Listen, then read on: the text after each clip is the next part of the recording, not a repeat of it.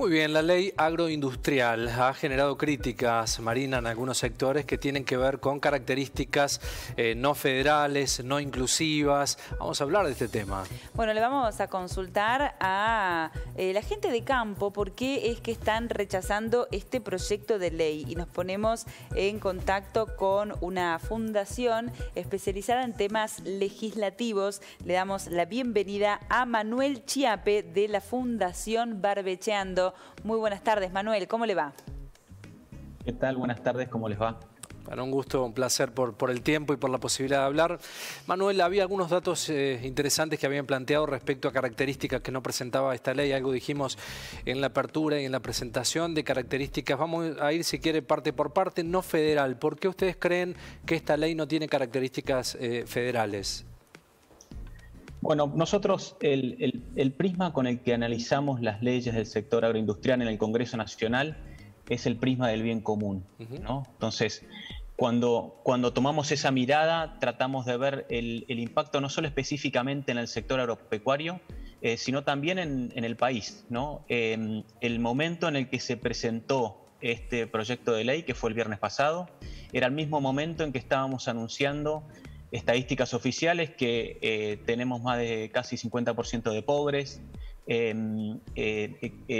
las estadísticas macroeconómicas del país no son buenas. Entonces, no es federal este proyecto porque se aplica a impuestos que son coparticipables, y eso, en vez de enriquecer a las provincias, que son las que en muchos casos contribuyen a esos impuestos, las empobrece. Entonces, creemos que esa mirada es importante a la hora de legislar y tener esa mirada que planteaba al principio del bien común, ¿no?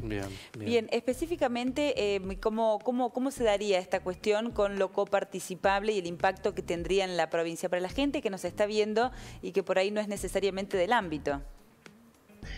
Lo más sencillo es el mecanismo que se establece para calificar a estos incentivos o estos beneficios fiscales, ¿no? Creo que esa es la llave que tenemos que analizar.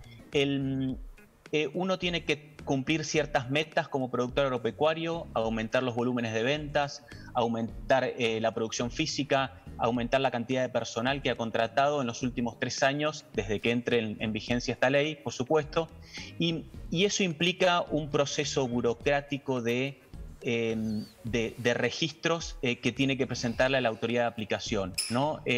Nosotros cuando vemos esto de los impuestos coparticipables, lo que buscamos es que sea algo mucho más sencillo el proceso, que no se generen registros. Hoy los productores agropecuarios tenemos que llenar 160 registros en lo que es nuestra actividad diaria para poder trabajar. Entonces, agregarle un registro más para poder calificar un impuesto que después se genera el valor en la provincia, va a Nación y después Nación se lo devuelve a la provincia, eso es lo que a nosotros nos preocupa, ¿no?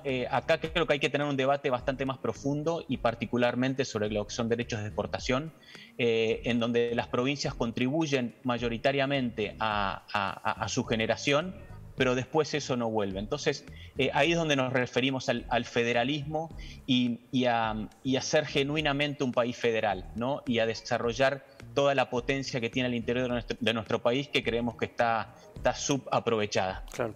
Ustedes mencionan que no va a generar los cambios expresados este proyecto, y quería hacer un parate ahí en lo que usted mencionaba del carácter no exportador. ¿Esto no lo fomenta específicamente este proyecto? El camino para mejorar las exportaciones, para aumentar las exportaciones en el país, es bajar los derechos de exportación, y eso lo sabemos. Entendemos que no es algo sencillo, porque esos derechos de exportación financian parte del gasto y los servicios que el Estado nos da a todos los argentinos, ¿no? Entonces eso no es mágico.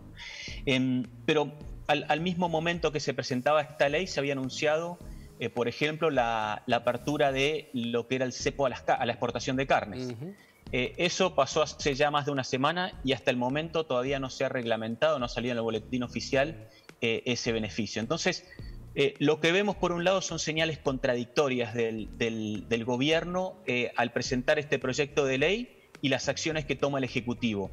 ese tipo de señales no son positivas para el país y no son positivas para el productor agropecuario que maneja ciclos biológicos. Nosotros, los ciclos más cortos pueden llegar a ser de 6 a 8 meses en la agricultura, desde que uno siembra hasta que uno cosecha, y después tenemos ciclos de 5 años o 6 años en lo que es ganadería, desde que nace el ternero hasta que la vaca esa puede volver a gestar. Entonces, esos procesos creo que deben ser contemplados en procesos legislativos de este tipo, y siempre con el prisma de buscar el bien común y poner el foco como productores y como país en sacar a los argentinos de la pobreza. ¿Por qué dicen que el proyecto no es inclusivo y tampoco sustentable?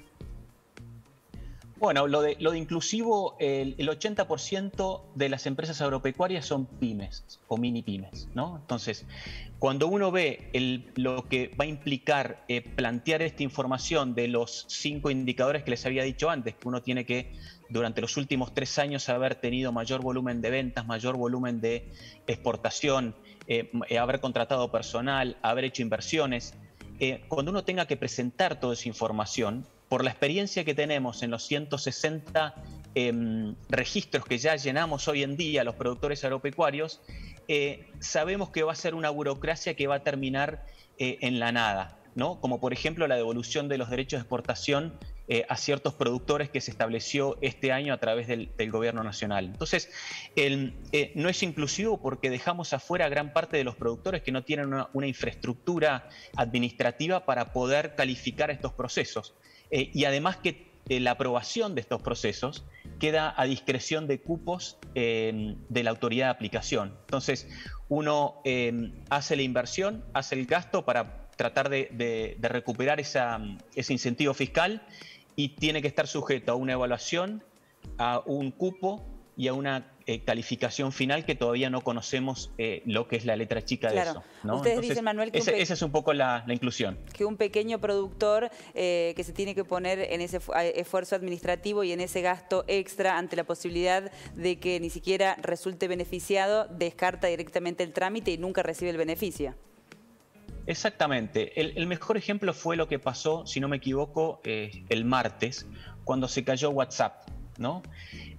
La mayoría de los productores agropecuarios nos quedamos sin poder comunicarnos. En la mayoría de los campos no hay señal de celular, entonces lo que hay es sí señal de internet cuando uno se conecta. Al caerse WhatsApp uno no podía hablar por teléfono ni mandar mensajes. Entonces, esa precariedad en la infraestructura creo que es parte de lo estructural en las políticas públicas que debe estar mirando el Ejecutivo, nuestra dirigencia gremial agropecuaria, ¿no? Tenemos que enfocarnos más que nosotros lo pensábamos a esto como un paciente terminal que le estamos dando una aspirina. Claro. Esa no es la solución, hay que hacerle un paquete de shock. Y el paquete de shock para el sector agropecuario es básicamente mejorar la infraestructura, mejorar el acceso al crédito y, por supuesto, pensar en un plan gradual de baja de derechos de exportación. Creemos que ese es el camino de largo plazo, poniendo todo nuestro granito de arena, pero no estas señales contradictorias que estamos viendo de, por un lado, incentivos pequeños, complejos, difíciles de acceder, y por el otro lado, declaraciones del ministro que nos dice que las exportaciones van a ser restringidas, que nos abren las exportaciones, pero no se oficializa en un boletín oficial.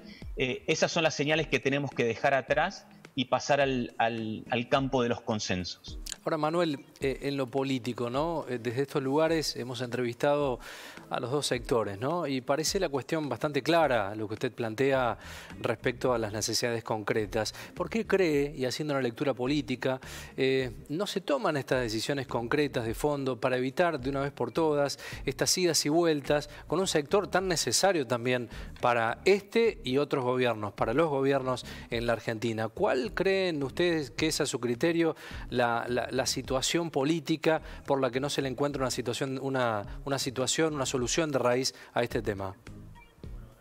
Creo que hay varios factores. Primero, que como sociedad y como dirigencia política también, en la Argentina estamos pensando siempre en la coyuntura. La coyuntura sea la crisis económica del momento, las elecciones, cierto cambio de gabinete, cierto cambio en las condiciones macroeconómicas. tenemos que empezar a pensar, a mirar con faros largos, ¿no? El mejor ejemplo fue lo que fue la orden del día de la sesión de diputados del martes. Había proyectos de ley que son importantes tratar, como la ley de etiquetado frontal de alimentos, el régimen de viñateros y otros proyectos de ley más. Pero creemos que hablar de etiquetado frontal cuando hay un 50% de chicos pobres es como perder el foco de la realidad, ¿no? Entonces, lo que nosotros buscamos a través de la Fundación Barbechando es tratar de instaurar esa mirada de largo plazo, salir de la coyuntura y empezar a plantear políticas de consenso, de confianza, pero de mirada de largo plazo. Si no cambiamos la mentalidad y el chip, vamos a estar discutiendo, como estaba planteado para el martes pasado en diputados, declarar al águila arpía, creo que era monumento nacional. Creemos que ese no es el debate que esperan los argentinos, ese no es el debate que nos debemos como sociedad productiva. Lo que necesitamos, como les decía antes, es invertir en infraestructura, invertir en acceso al crédito, invertir en gradualmente bajar los derechos de exportación. Con esas simples medidas, yo creo que el sector estamos ante una oportunidad para el entramado productivo agropecuario para que pueda ser una locomotora de este país con llegada federal, en donde en esa locomotora hay un vagón que hay lugar para todos los argentinos. Muy bien, Chiappe, gracias por el tiempo y por la comunicación. Muchísimas gracias por el contacto. Gracias y que tengan buena tarde.